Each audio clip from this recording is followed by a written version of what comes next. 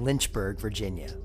In this nondescript building, a small group of dedicated men are taking on some of the biggest car companies in the world and attempting to change the automotive landscape forever. In 2010, Oliver Kuttner and his small team shocked the automotive industry by winning the Progressive X Prize and $5 million for developing and building the most efficient car known to man, the Edison II.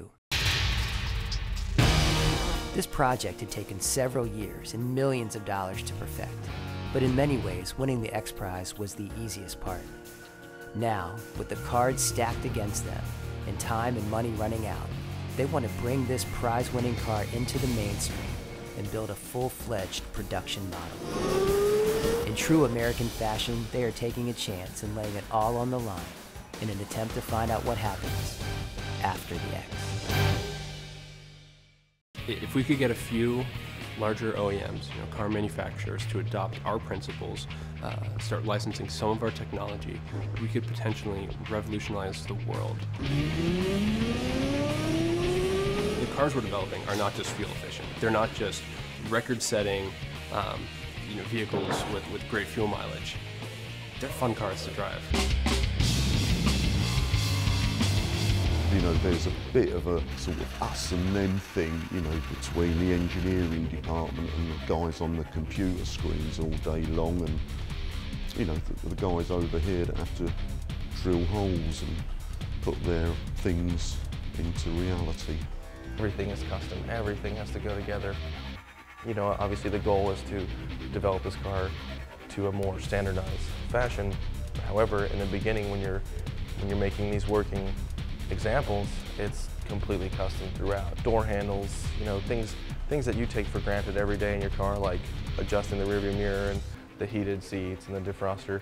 To make those things in a one-off application is so demanding. And the craft. Yeah, anybody could make something work eventually, but to make it look good, make it look intentional, that is the challenge here. The entire team that came together for the X Prize is still here, and I'm really pleased about that. If we were smart, we would have divvied up the prize money and gone on holiday. And we think we've got a car that solves some problems. In fact, we know it solves some problems. Now we're trying to persuade other people about that and turn this into a commercial proposition. In 3 to 5 years, I hope someone will be able to. I hope to be able to see one of these just be driving along the street one day and see one coming the other way, driven by somebody who's bought it.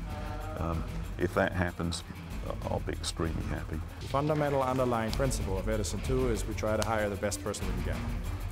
And one of the really beautiful things is that because the idea is so good, when we talk to the very best people, they tend to be smart people. They get it. We haven't been turned down. We get the very best people. And that's really cool. This is 100% certain the same discussion that people like the founders of Apple and Microsoft had in the 70s. I'm also aware that the founders of Apple and Microsoft weren't the only guys playing around with computers. And those are the two stellar moment great companies that everybody knows about.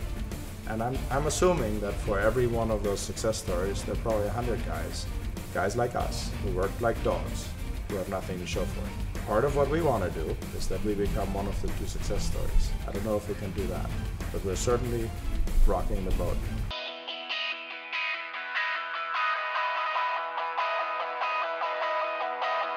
These cars enable a big shift, and in a way, we are the secret weapon that could unseat the General Motorses of the world.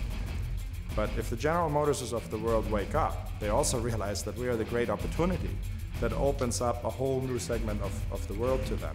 At the Frankfurt Auto Show last week, it was very clear that we're in a race because Volkswagen introduced 2 cars, the Nios and the Audi Urban Concept, and Opel introduced City One, which are essentially fuselage cars, which are the first fuselage cars from an OEM. We've been saying this for 4 years. A lot of people have been laughing at us. Now you got 2 big OEMs putting their money there. The rest of them are all still sleeping. But to me, the race is on. Our cars are, in simplicity and function, vastly superior to the others. If we embrace this as a method of how to build cars, regardless if they're electric, hybrid, diesel, or gasoline, the United States of America could become an oil exporting nation.